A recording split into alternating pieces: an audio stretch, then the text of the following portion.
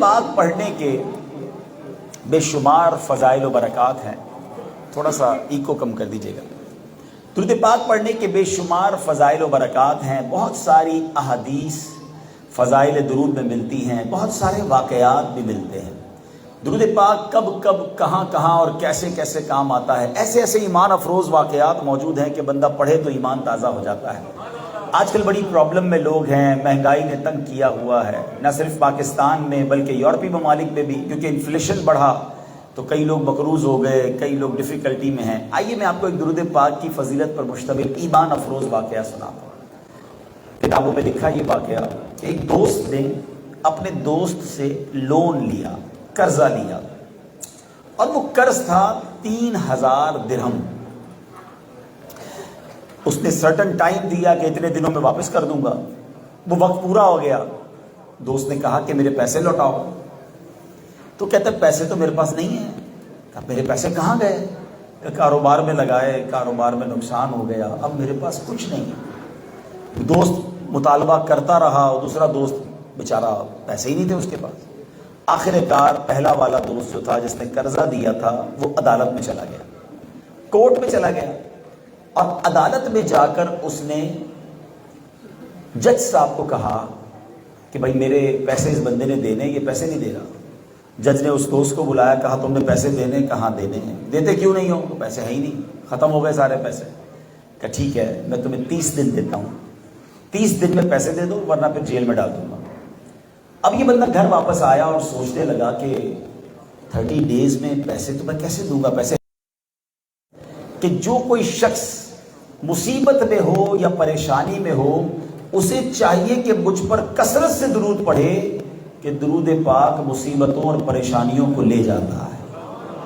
اب اس بندے نے کیا کیا, صبح سے لے کر شام تک درود پاک پڑھنا شروع کر دیا. 27 دن درود پاک پڑھتا رہا.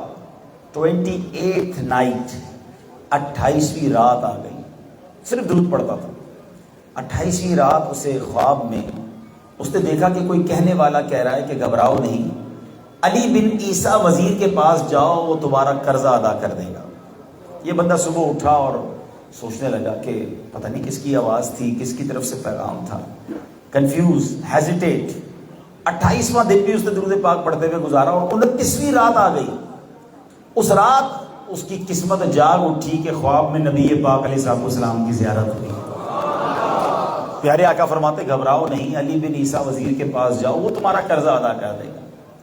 اب لاسٹ ڈے جب وہ صبح اٹھا تو بڑا خوش تھا کہ نبی پاک کی زیارت ہوئی, مگر پھر اسے خیال آیا کہ میں اگر اس وزیر کے پاس جاؤں گا اور جا کر کہوں گا کہ مجھے نبی پاک نے بھیجا ہے تو مجھ سے کوئی نشانی تو مانگے گا نا, کوئی ایویڈنس تو مانگے گا, میں اسے کیا نشانی دوں گا. اسی تذبذب میں, اسی پریشانی میں وہ دن بھی گزرا, وہ بھی درود پڑھتا رہا. آخری رات آ گئی, صبح عدالت میں جانا ہے. اور اس رات جب آنکھیں بند ہوئی تو پھر قسمت جاگ اٹھی. پیارے آقا علیہ السلام کی پھر خواب میں زیارت ہوئی, اور پیارے آقا علیہ السلام نے فرمایا گھبراؤ نہیں, علی بن عیسیٰ وزیر کے پاس جاؤ, تمہارا قرضہ دے دے گا. کہ حضور میں چلا تو جاؤں, لیکن اگر وزیر نے مجھ سے کوئی نشانی مانگی, کوئی ایویڈنس, کوئی پروف مانگا تو میں کیا جواب دوں گا.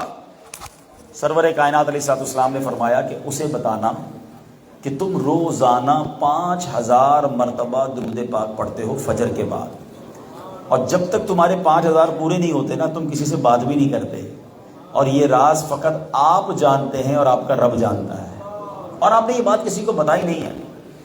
اب یہ عاشق رسول جو ہے پہنچ گیا وزیر کے پاس. صبح صبح وزیر صاحب اپنے دربار میں مصروف تھے.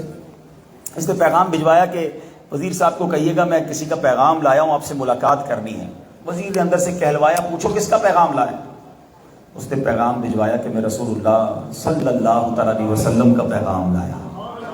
وزیر نے اسے بلا لیا, کہ فرمائیے. کہ عرض یہ ہے کہ میں 3000 درہم کا مقروض ہوں, آج آخری دن ہے, مجھے پیسے ادا کرنے ہیں, میں پریشان تھا, نبی پاک خواب میں تشریف لائے, مجھے آپ کے پاس بھیجا ہے کہ آپ میرا قرضہ ادا کر دیں گے. علی بن عیسیٰ کہتا ہے کہ بالکل, لیکن اگر آپ کوئی نشانی ہو تو بتائیں کہ میں کیسے مان لوں کہ آپ کو رسول اللہ صلی اللہ تعالیٰ علیہ وسلم نے بھیجا ہے. وہ عاشق رسول کہتا ہے مجھے پیارے آقا نے خالی ہاتھ نہیں بھیجا, نشانی بتا کر بھیجا ہے. اور نشانی یہ ہے کہ آپ روزانہ 5000 بار درود پاک پڑھتے ہیں. جب تک وہ عدد پورا نہیں ہوتا آپ کسی سے بات نہیں کرتے. اور یہ راز صرف آپ کو پتا ہے, آپ کے رب کو پتا ہے. ہائے ہائے, جب اس عاشق رسول وزیر نے یہ سنا نا تو اس نے تو مرحبا یا رسول اللہ کا نعرہ لگایا. اس کی تو عید ہو گئی کہ میرے درود قبول ہو گئے. اور واقعی ایسا ہی تھا. وہ روز 5000 بار درود پاک پڑھتا اور جب تک پورے نہ ہوتے بات نہ کرتا کسی سے. وہ تو جھومتا ہوا اپنے گھر میں گیا, واپس آیا اور اس عاشق رسول کو اس نے پہلے تو 3000 درہم دیے کہ حضور یہ 3000 درہم تو نبی پاک کا جو حکم لبیک کا یا رسول اللہ یہ لے لیجئے, 3000 مزید لیجئے کہ آپ اتنی پیاری خوشخبری میرے پاس لے کر آئے. اور حضور 3000 درہم مزید لیجئے, اس سے کوئی کاروبار بھی شروع کر لیجئے اور آج مجھ سے ایک وعدہ کر جائیے کہ اب زندگی میں آپ کو کبھی بھی کوئی کام پڑے گا میرے پاس آئیں گے, میں اب آپ کا بھائی ہوں. اب یہ دیوانہ تو بڑا خوش, ویری ہیپی. یہ کورٹ میں پہنچ گیا. اچھا کورٹ میں everybody expecting over there, وہاں لوگ یہ سمجھ رہے تھے کہ یہ بندہ تو آئے گا اور گرفتاری پیش کرے گا. پہلے ہی کہہ کر گیا تھا پیسے تو ہے نہیں, کاروبار کولیپس ہو چکا ہے. یہ گیا, جاتے ہی اس نے جج صاحب کے ہاتھ میں 3000 درہم رکھ دی کہ سر یہ میرا قرضہ اب میرے دوست کو واپس کر دیں. قاضی نے کہا وہ تو بات کی بات ہے, بتاؤ آئے کدھر سے, تم تو کہتے تھے پیسے نہیں ہیں. اب اس عاشق رسول دیوانے نے بھری عدالت میں اپنا پورا واقعہ سنایا. گویا عشق کی زبان میں اس نے یہ کہا کہ اتنا دیا سرکار نے مجھ کو, اتنی میری اوقات نہیں, یہ تو کرم ہے ان کا ورنہ مجھ میں تو ایسی بات نہیں. اب جب یہ سارا واقعہ جج نے سنا تو اس زمانے کے دیکھو جج بھی کیسے عاشق رسول ہوتے تھے. وہ بھی اپنی سیٹ سے کھڑا ہوا, اپنے چیمبر میں گیا, واپس آیا اور 3000 درہم اس عاشق رسول کے ہاتھ میں دے کر کہتا ہے سارا ثواب علی بن عیسیٰ لے جائے گا, میں بھی تو نبی پاک کا امتی ہوں, تمہارا قرضہ میں نے ادا کرنا ہے. اللہ اکبر. اب جس دوست نے کیس کیا تھا وہ بھی دیکھ رہا تھا کہ یہ ماجرا کیا ہو رہا ہے, اور اس کو تو اتنی بڑی بشارت مل گئی اور اس کے تو وارے نیارے ہو گئے. کہتا جج صاحب ایک منٹ رکیے تو صحیح, کاغذ قلم لائیے, میں اس کو اپنا قرضہ ہی معاف کر دیتا ہوں. اچھا اب اس عاشق رسول نے جج صاحب کو کہا جج صاحب وہ 3000 جو آپ نے مجھے دیے تھے ساڑھا تو قرضہ ہی معاف ہو گیا, یہ پیسے آپ واپس لے لو. تو جج کہتے ہیں جو پیسے نبی پاک کے نام پر نکالے میں اسے واپس نہیں لینا چاہتا, یہ سارے تمہارے ہیں. Try to understand. ایک رات پہلے جو بندہ یہ سوچ رہا تھا کہ صبح جیل جانا ہے, آج 12000 درہم لے کر خوشی خوشی گھر پہ جا رہا ہے. پتا کیا چلا, دکھوں نے تم کو جو گھیرا ہو تو درود پڑھو, دکھوں نے تم کو جو گھیرا ہو تو درود پڑھو, جو حاضری کی تمنا ہو تو درود پڑھو. ہمیں درود پاک سے دوستی کرنی ہے. پرابلمز ہیں, مصیبتیں ہیں, پریشانیاں ہیں, قرضداریاں ہیں.